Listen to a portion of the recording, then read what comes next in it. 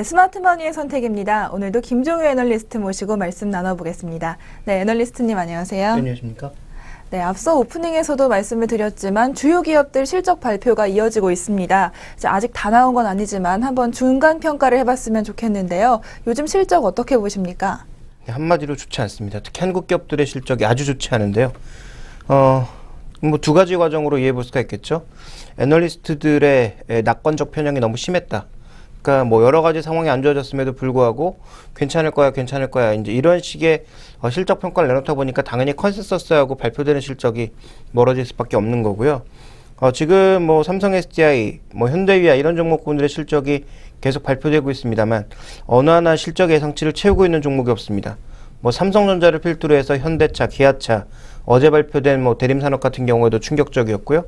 오늘 발표되고 있는 기아차도 마찬가지였고 현재 뭐 삼성, SDI, 현대위아 등 주요 대표 기업들의 실적 중에 하나도 만족스러운 것이 없다라는 것이 대표적인 특징입니다.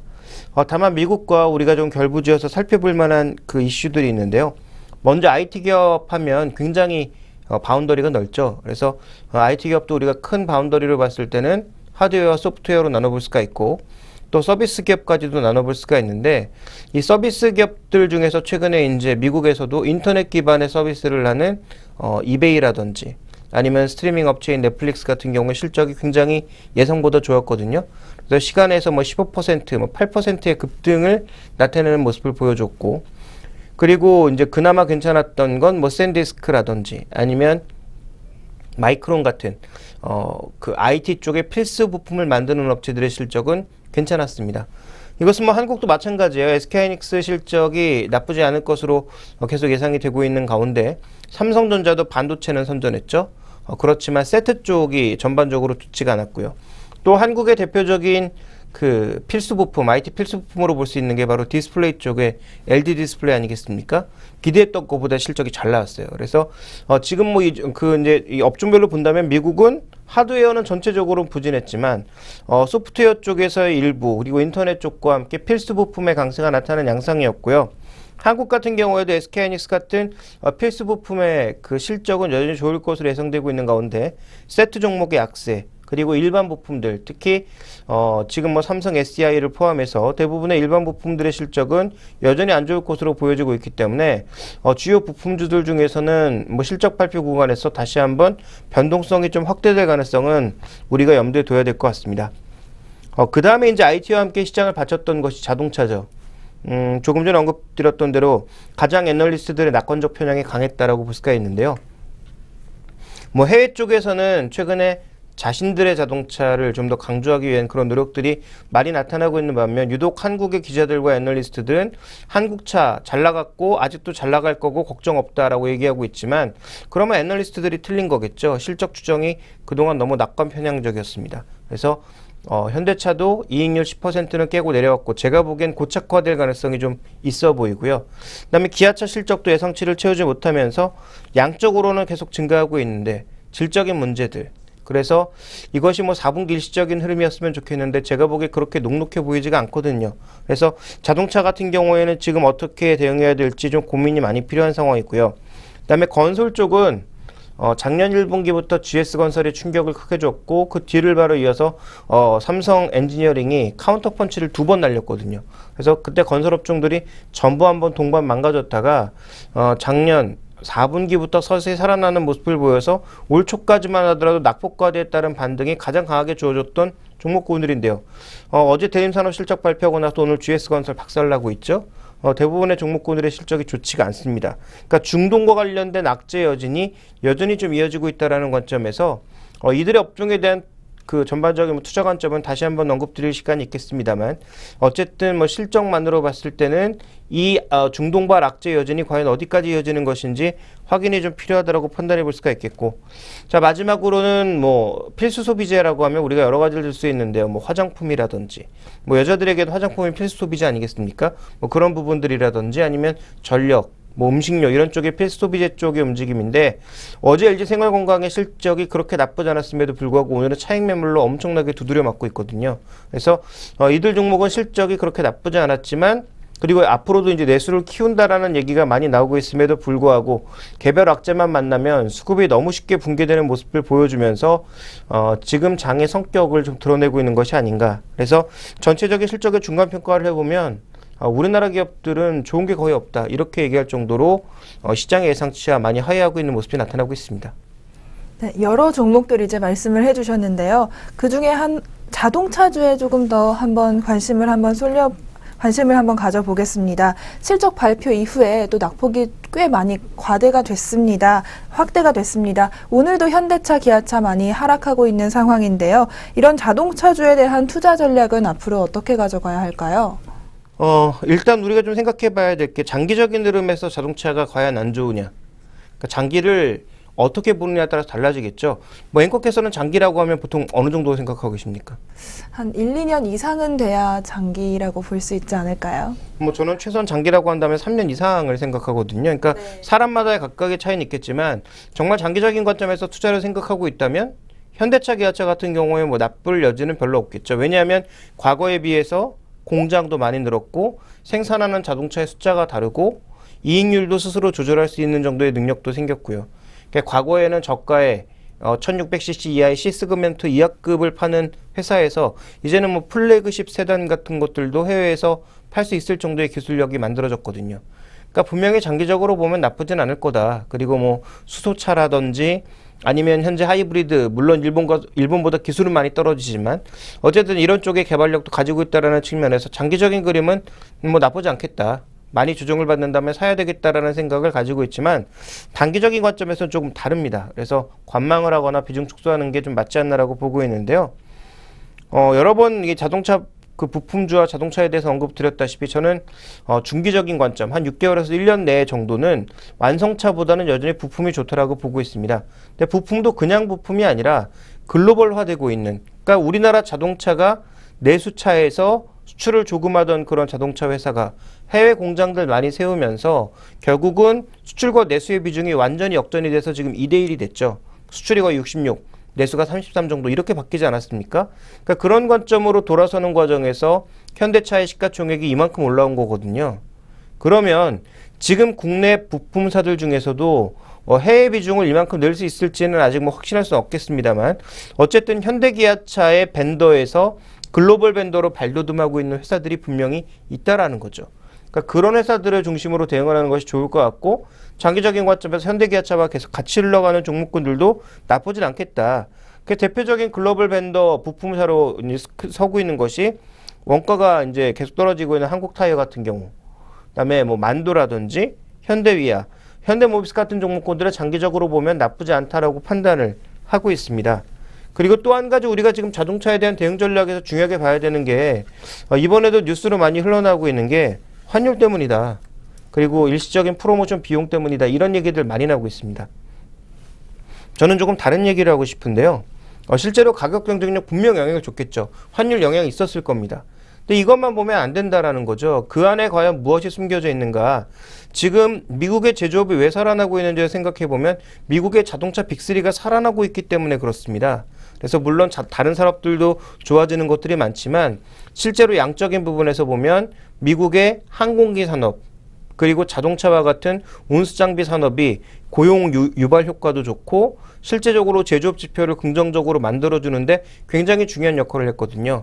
또 자동차라고 하는 게 아시겠지만 워낙 많은 부품, 뭐 고급차는 한 3만 개, 우리가 흔히 얘기하는 뭐 이 세단, 일반 세단 같은 경우 한 2만 개 이상의 부품이 들어가기 때문에 자동차 산업이 좋아지게 되면 그 부품 산업이라든지 연관된 산업들이 다 좋아질 수밖에 없는 거죠. 그래서 미국 내 고용이나 여러 가지 제조업 지표를 긍정적으로 만들어주고 있는데 미국차 빅3가 잘 되면서 미국차 시장도 기하급수적으로 막 크게 커지면 결국은 미국 빅3 좋아지고 일본차 좋아지고 한국차 좋아지고 다 좋아질 수 있겠죠. 근데 미국의 지금 자동차 성장 속도가 그렇게 빠르진 않습니다. 지금 현재 수준은 과거에 떨어졌던 것을 제자리로 갖다 놓은 거지 여기서 이제 더 폭발적으로 성장할 거다라는 그런 느낌은 없고요. 또 하나 지금 미국 자동차의 선전의 대부분은 미국 빅3와 일본이 강점을 갖고 있는 픽업 트럭이 중심입니다. 그래서 과거에는 미국 사람들이 돈도 없고 그다음에 이제 차량도 줄여야 되겠다라는 생각을 가지니까 중소형 차량으로 가면서 현대기아차를 많이 선호했지만 지금은 다시 좀 경기가 좋아진다는 얘기가 나오면서 미국 사람들이 가장 선호하는 차종 중에 하나인 픽업 트럭이 강세를 보여주고 있는데 현대기아차는 픽업 트럭이 하나도 없거든요. 그리고 최근에 SUV도 강세를 보여주고 있는데 SUV는 솔직하게 얘기해서 아직 한국차가 유럽차나 미국차와 비교해 봤을 때 좀 구매력이 떨어지는 대표적인 차종 중에 하나입니다. 그러니까 미국 시장에서의 선전은 추가적으로 기대하기가 그렇게 쉽지 않은 상황이고요. 유럽은 원래 한국이 상대적으로 좀 약하고 동남아시아, 일본 차의 야성을 뚫기가 그렇게 쉽지가 않습니다.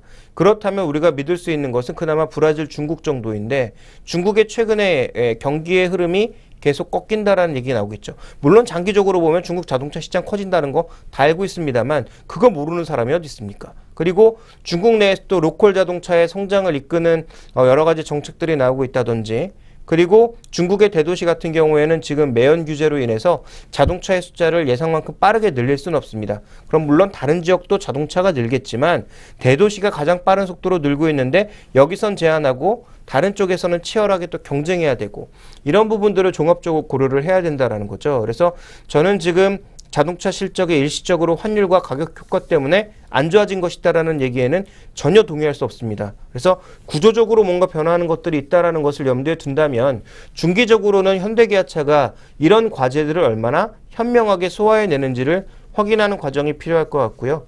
그 과정 속에서 주가도 충분히 변동성이 있을 것으로 예상을 하고 있기 때문에 굳이 지금 가격에 가지고 있지 않더라도 더 싼 가격에 사거나 아니면 더 비싼 가격에 사도 더 좋은 기회에서 살 수 있는 그런 기회가 다가온다라고 판단을 하고 있습니다. 그렇게 본다면 지금 굳이 자동차 종목을 가지고 있을 만한 필요는 없다라고 보고 있습니다. 네, 최근 나온 그 삼성전자, 현대차들의 실적, 그 주요 기업들의 실적과 함께 특히 자동차주에 좀 집중을 해서 한번 투자 전략까지 알아봤습니다. 저희는 잠시 후에 글로벌 경제 지표 한번 점검해 보겠습니다.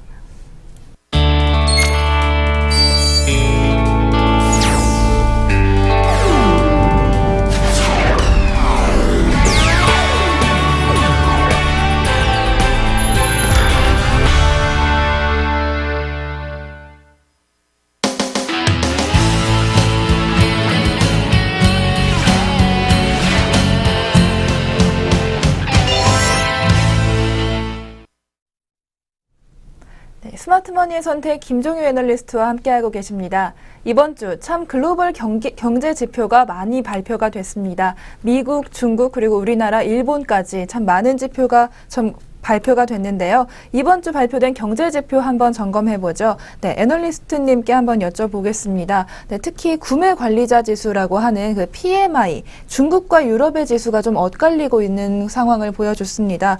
이런 의미를 분석해보면 어떤 점을 발견할 수 있을까요? PMI라고 하는 게 더 쉽게 말씀드리면 뭐냐면 기업에서 가장 경기를 빨리 할 수 있는 사람이 누굽니까?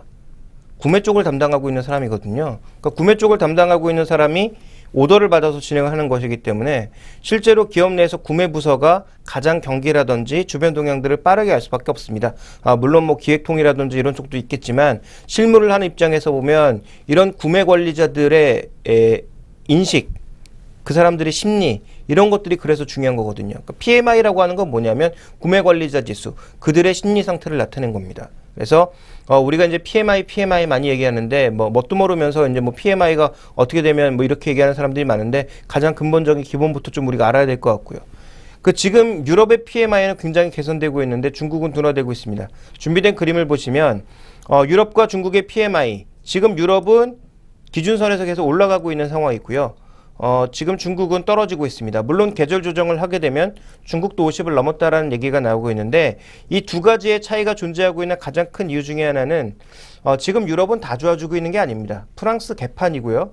그다음에 그 픽스 국가들은 지금 조금씩 개선되고 있는 상황인 거지 과거처럼 영광을 누릴 정도의 상황은 아닙니다. 그럼 왜 좋아지고 있는 거냐? 유럽의 부동의 경제 1위 대국, 바로 독일이 좋아지고 있기 때문입니다. 그러니까 독일의 제조업이 계속 탄탄하게 버티고 있기 때문에 지표가 좋아지는 듯한 약간의 뭐라고 그래야 될까? 왜곡이 나타나고 있는 거죠.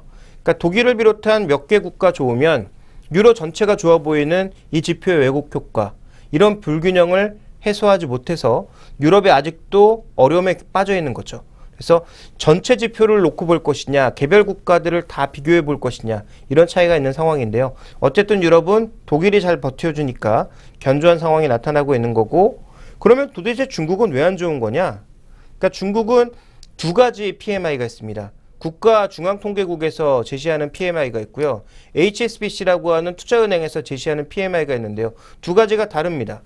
중국의 국가통계국이 제시하는 PMI는 국영기업 30개를 중심으로 해서 대기업들의 주로 구매자들의 심리를 나타낸 것이고요.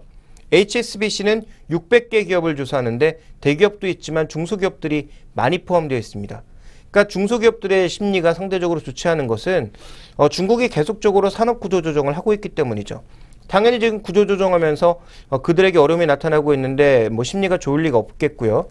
또 하나 이제 중요한 건 뭐냐면 상대적으로 HSBC 지수는 중소형 그 기업들의 흐름을 많이 나타나다 보니까 이게 안 좋아지면 중국의 GDP가 흔들릴 정도로 안 좋은 거냐? 그 부분은 이제 준비된 그림을 보시면 아실 텐데요.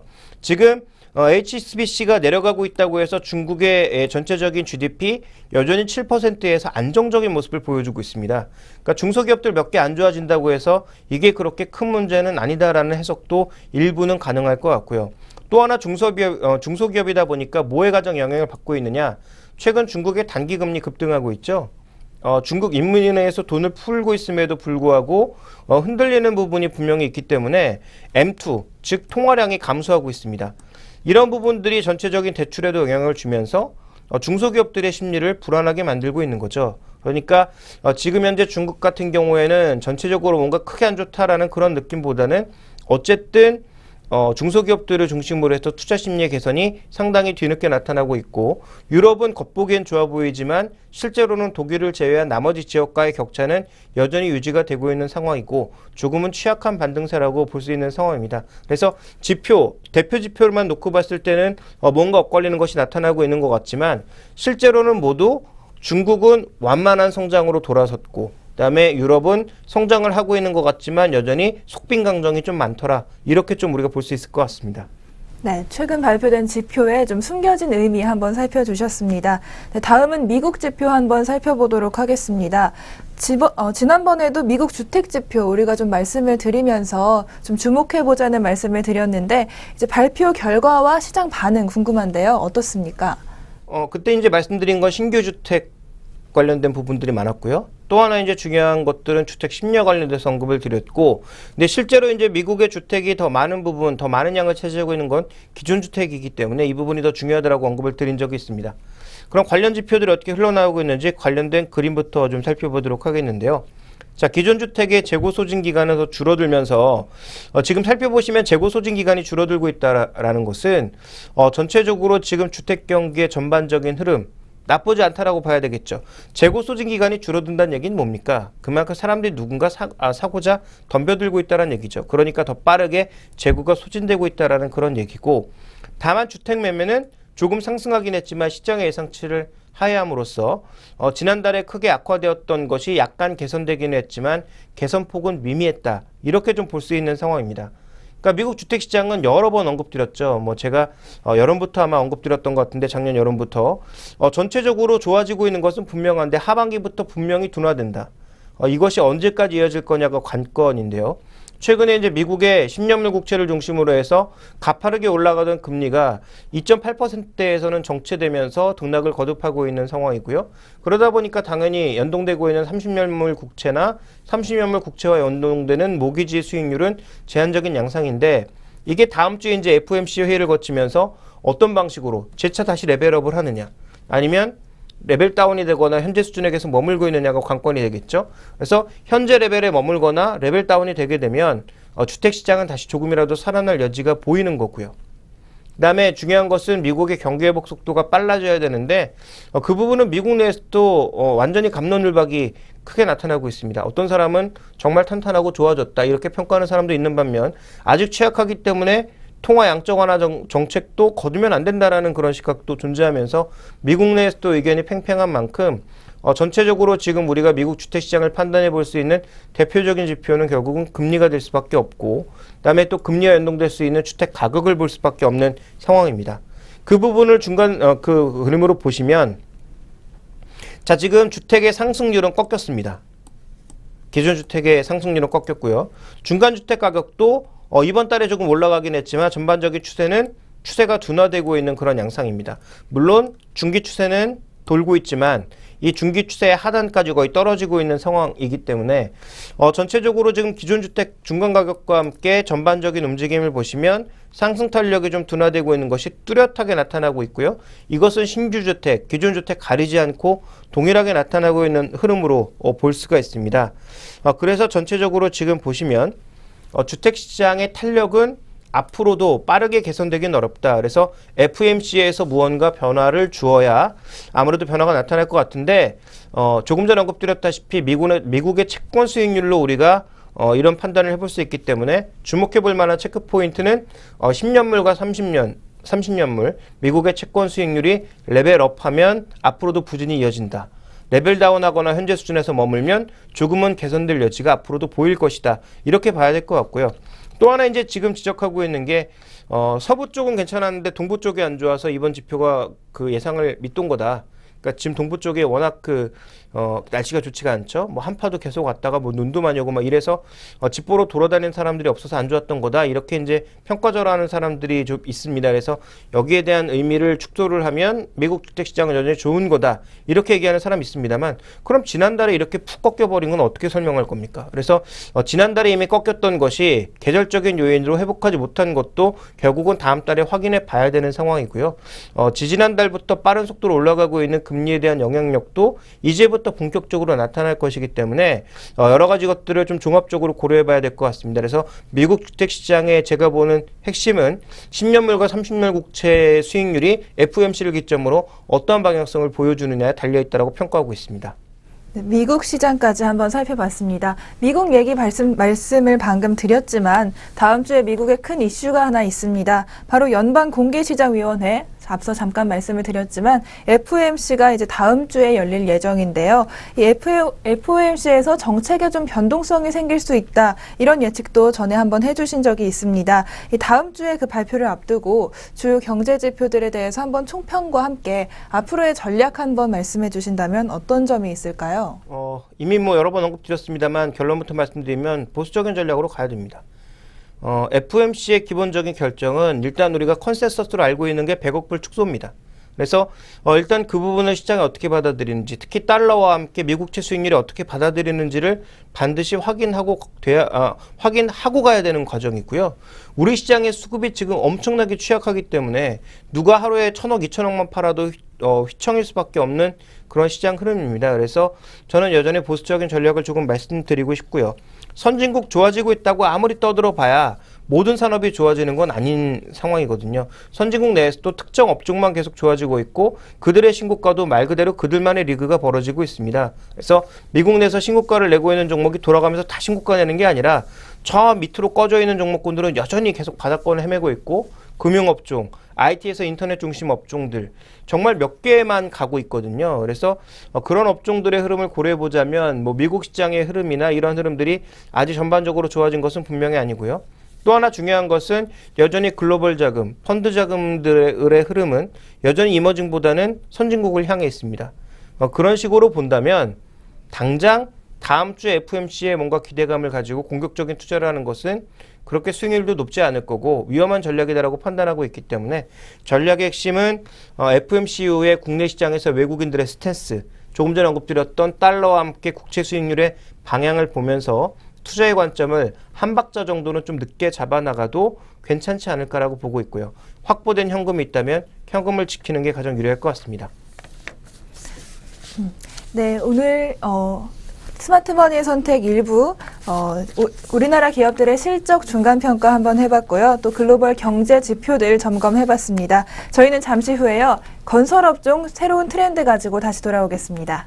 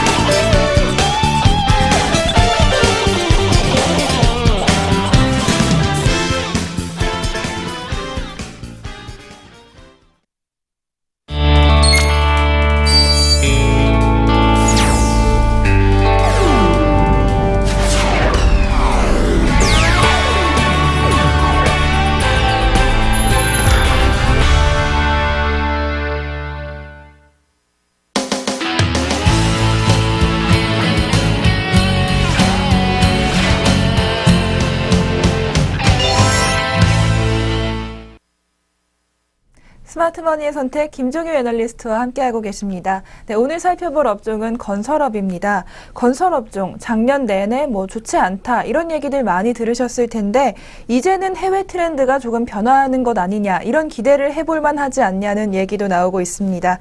우선 여태까지의 좀 안 좋았던 얘기부터 한번 정리해보고 넘어가겠습니다. 네, 애널리스트님, 네, 우려가 끝나지 않고 있는 이 중동 프로젝트에 조금 안 좋은 실적이 있었습니다. 이제는 좀 마무리가 되는 걸까요? 일단 마무리되는 것으로 얘기를 많이 하고 있는데 좀 지켜봐야 될 것 같습니다. 그래서 올해 내에는 좀 마무리되지 않을까 이렇게 생각은 하고 있지만 그것이 상반기 내에 끝나는 것인지 아니면 하반기까지 이어지는 것인지. 그래서 GS건설도 작년 1분기 얘기할 때 나쁜 실적을 1분기에 다 턴 것이기 때문에 좋아진다라고 얘기를 했거든요. 그렇게 호언장담했지만 그 안 좋은 실적이 지금 1년 내내 이어지고 있는 겁니다. 그러니까 그런 관점에서 본다면 이번에 얘기하는 것도 과연 100% 신뢰할 수 있나 이런 부분에 대해서는 우리가 좀 물음표를 달고 싶은데요.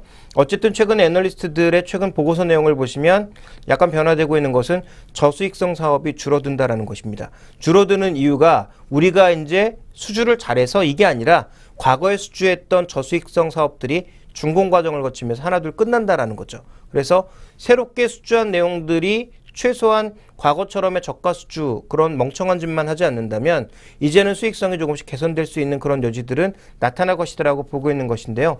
먼저 준비된 그림을 좀 확인해 보도록 하겠습니다. 대형 건설사들의 지금 2013년 1분기 기준으로 저수익성 사업이 무려 40% 육박하는 상황이었는데요. 올해 2분기 정도만 되더라도 30% 이하로 낮아지고 올해 말로 가게 되면 절반까지 20%까지 줄어든다라는 거죠. 그러면 제대로 된 정상 사업 자체가 비중이 늘어나는 것이니까 지금 작년에 보였던 실적 충격까지는 오지 않을 거다. 그리고 웬만한 실적들은 이때 악재들을 다 반영했다. 이제 이런 시각이 나타나고 있는 것이고요. 현재 지금 대형 6개사의 전체적인 원가율을 보시면 삼성 엔지니어링을 포함했을 때는 아직도 원가 기준으로 마이너스입니다. 그러니까 원가가 106%라는 건 6%씩 손해보고 장사한다라는 얘기인데 그런데 이제 이게 삼성 엔지니어링을 제외했을 때는 94%로 줄어들면서 영업이익 측면에서 한 6% 정도 남기고 한다. 이런 얘기가 되겠죠. 그래서 원가 기준의 전반적인 변화는 계속 이런 악성 공사들이 줄어들면서 긍정적으로 나타날 것이다라는 예상을 하고 있고요. 그 다음 기대하고 있는 이유가 뭐냐면 GCC 국가라고 부르는 걸프만 주변의 국가들의 프로젝트가 올해는 모두 큰 폭으로 증가할 것으로 보고 있기 때문입니다. 주로 어떤 국가들이 증가하느냐? 지금 그림을 보시면 이라크와 이란이 크게 증가할 것으로 예상이 되고 있고요. UAE, 아랍에미리트 연합이죠. 사우디아라비아 같은 국가들이 모두 증가할 것으로 예상이 되면서 전체적으로 과거에 비해서는 수출 금액 자체가 크게 증가하지 않겠냐라는 기대감을 가지고 있습니다. 그 다음에 지금 살펴보시면 이 GCC 8개국 중에서 가장 변동성이 높은 게 이란, 이라크입니다. 수타면 전쟁하거나 아니면 내전 같은 거 일어나서 공사 물량 크게 늘렸다가 줄였다가를 반복하는 이들 국가들 때문에 예측이 쉽지 않았는데 올해는 이라크와 이란 모두 발주량을 크게 좀 늘릴 거라는 거죠. 그래서 지금 보시면 발주 물량 자체가 2009년을 기점으로 계속 줄어드는 양상, 특히 두바이라든지 아랍에미리트 연합 쪽의 주요 도시 쪽에서 금융 충격을 받으면서 두바이가 무너질 수도 있다 이런 얘기가 돌지 않았습니까? 그러면서 좀 많이 둔화된 양상이었는데 2014년도에는 오히려 크게 약진할 거다라는 그런 전망이 나타나고 있는 것이고요.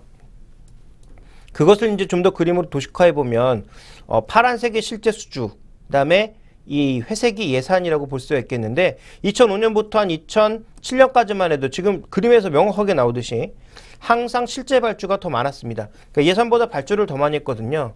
그러니까 이때는 어떻겠습니까? 모든 건설사들이 다 회피했던 거죠. 그러니까 예산보다도 더 많이 수주를 줄 정도로 여기에 이제 수요가 많이 몰리다 보니까 너도 공사해 이런 식으로 줬던 거죠. 그런데 2009년도에 위기를 맞이하면서 이쪽 예산을 확 줄여버렸고 그 이후에 예산이 늘어나는 과정에서 어떻게 됐느냐?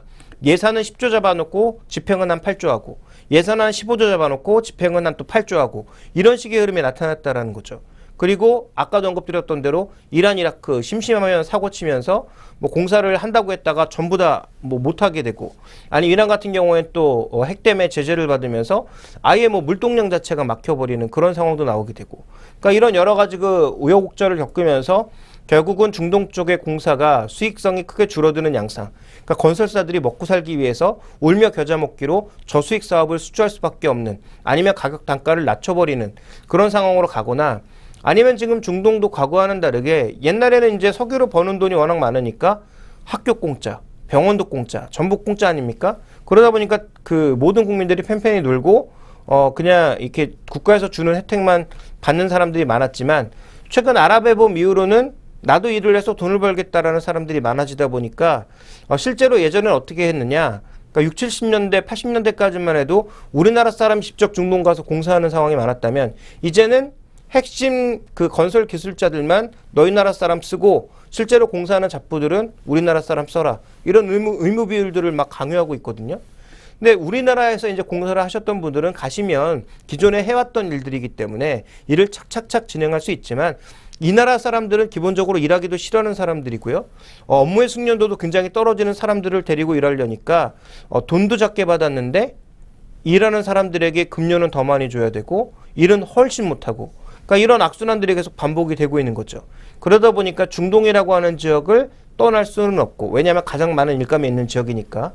근데 일을 하려면 계속 손실은 봐야 되겠고, 그리고 여기 뭐 사이팸이라든지 그다음에 일본 업체라든지 뭐 이런 대형 플랜트 업체들이 전부 다 들어와서 수주를 들이밀고 있는 상황이다 보니까 경쟁은 점점 치열해지고, 우리나라 국가 내에서의 기업들도 경쟁이 점점 치열해지고 있는 국면 자체가 좀 부담이 되고 있는 상황입니다. 그래서 분명히 2014년도에 개선되는 내용은 있지만, 이런 개선되는 내용 자체가 과연 어떤 방향으로 흘러갈 것인지 좀 확인이 필요하고요. 또 하나의 지금 트렌드 변화가 나타나고 있는 것은 뭐냐면요. 지금 우리나라의 최대 수익률을 줬던 종목 2008년부터 2010년도까지는 삼성 엔지니어링이었습니다. 왜냐하면 수주가 가장 많았고 돈도 많이 벌었거든요. 그리고 앞으로도 계속 그럴 거다라는 기대감에 굉장히 높은 밸류에이션을 주었었는데, 이것이 이제 2012년 이후로는 일본의 업체, 그 일본 업체와 함께 지금 완전히 수익률이 바뀌고 있는 상황입니다. 왜 이런 상황이 나타나고 있느냐?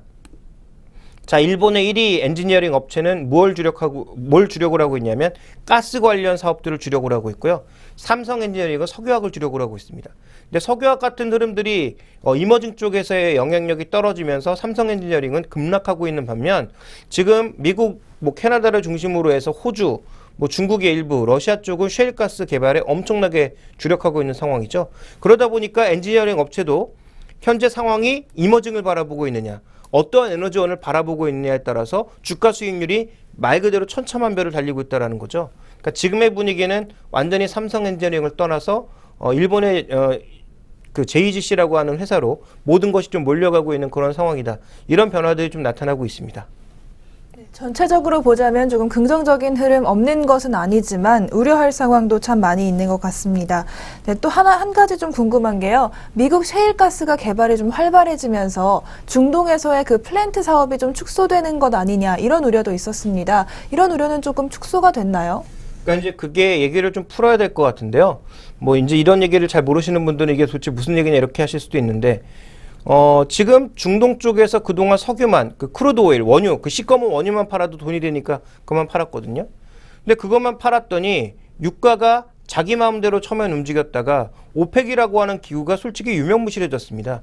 왜냐하면 오펙에서 생산량을 조절해 봐야 실제로 이 아랫단에 놓여있는 5개 석유 5대 메이저가 자신들의 석유 유통량을 조절해버리면 오펙에서 아무리 공급량을 조절해봐야 석유 가격을 여기서 좌우하고 있거든요. 그러다 보니까 안 되겠다 생각한 중동 국가들이 뭘 했느냐.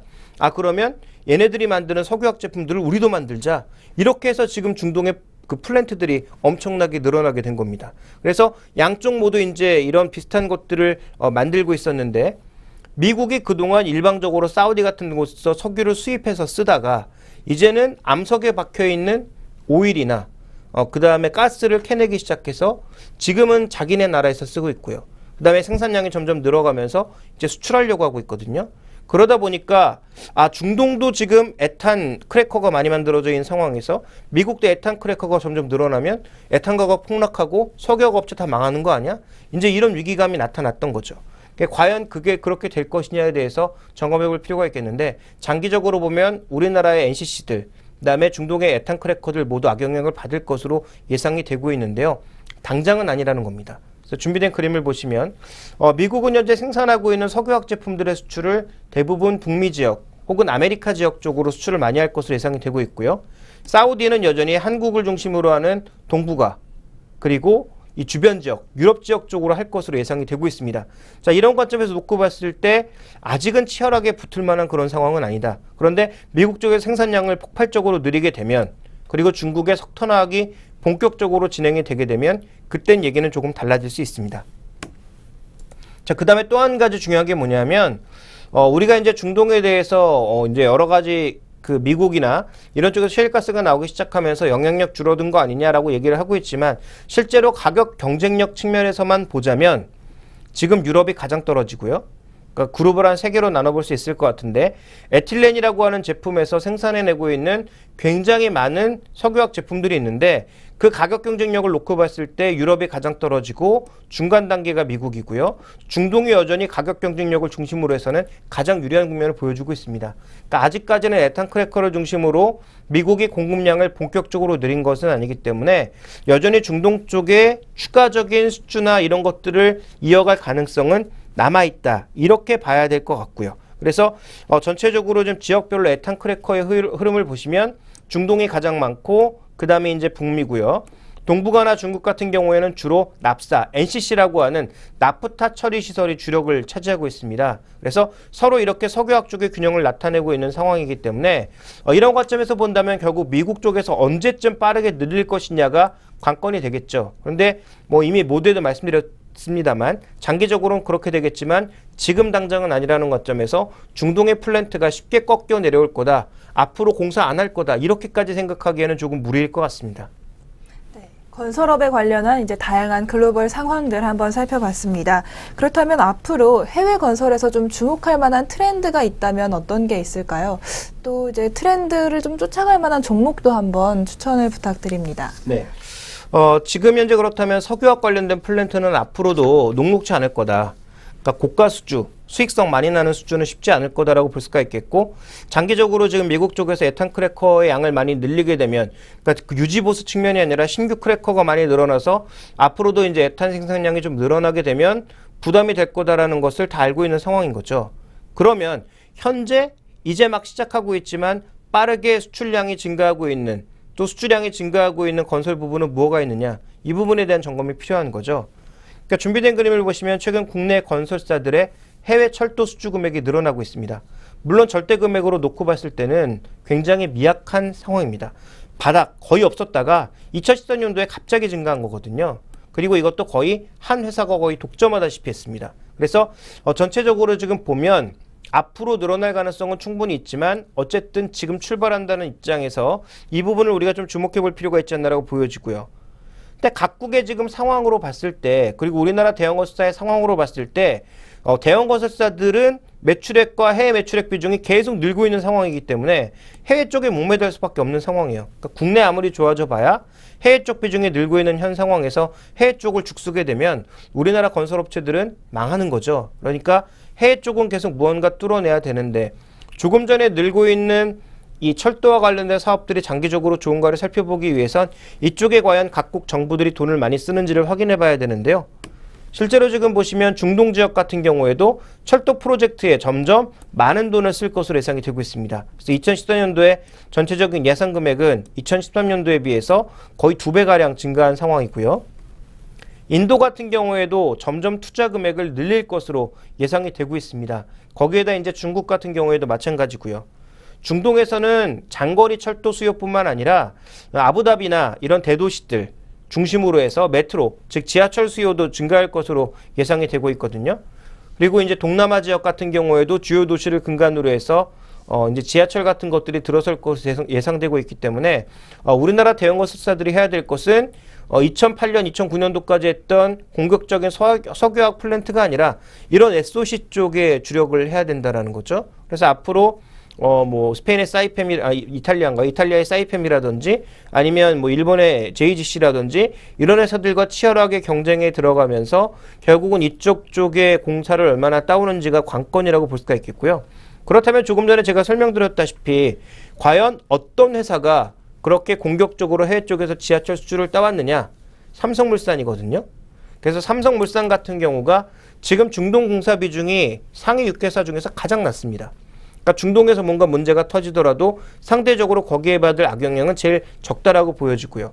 공종으로 봤을 때도 석유화학 플랜트만 중심으로 한 게 아니라 대형 뭐 호텔, 그 다음에 뭐 건설, 그 다음에 조금 전에 말씀드렸던 철도 이런 것들에 굉장히 다양한 공종을 수주했다라는 점에서 포트폴리오가 좀 다변화되어 있고요. 이런 모든 것들을 다 차치하고서라도 좋은 건 뭐냐면 현재 지금 삼성물산이 갖고 있는 삼성전자 지분 가치만 해도 현재 시가총액의 몇십 퍼센트를 육박한다라는 거죠. 그러니까 이런 관점에 여러 가지 상황들을 놓고 봤을 때 건설업종의 탑픽은 삼성물산이 될 수밖에 없다라고 판단을 하고 있고요. 그다음에 삼성물산을 비롯해서 우리나라 대형 그 회사들이 해외 쪽으로의 지하철 수주가 늘어나게 되면 당연히 뭐가 따라갈까요? 전동차, 기차 이런 것들 따라갈 수밖에 없는. 왜냐하면 우리나라가 개발해 놓고 나서 거기에 쓰는 기차들도 패키지로 묶어서 갈 가능성. 그러니까 턴키로 만약에 가게 될 경우 같은 국가들의 그런 시스템이 같이 갈 가능성이 좀 높다라는 거죠. 그렇다면 그런 관점에서 국내에서 유일하게 KTX나 아니면 지하철 전차를 생산하고 있는 현대 로템 같은 경우에도 장기적으로는 나쁘지 않다라고 봐야 될 것 같고요. 그 다음에 이런 전체적인 전력 자동화 시스템을 움직이고 있는 또 전력 시스템을 수주하고 있는 LS산전 같은 경우에도 장기적으로는 동일한 수혜를 받을 가능성이 조금 높아지고 있다는 관점에서 장기적인 관심이 필요하지 않나라고 보고 있습니다. 네, 지금까지 좀 좋은 종목들 한번 추천을 해주셨는데요. 반대로 조금 요즘 좋지 않은 종목도 살펴봐야 할 것 같습니다. 바로 어제 실적이 발표된 대림산업이 좀 앞으로는 개선될 것이다. 이런 전망이 많은데요. 이런 전망 과연 정말 이제 믿을 수 있는 걸까요? 뭐 아까 이제 모두에 말씀드렸다시피 절반 정도만 믿어야 될 것 같고요. 앞에서 말씀드린 내용과 좀 겹치는 부분이 있기 때문에 좀 빠르게 정리해 보도록 하겠습니다. 가장 먼저 살펴봐야 될 것은 대림 건설의 문제가 뭐였냐면 여러 가지 문제가 있었지만 자회사들이 망할 뻔했거든요.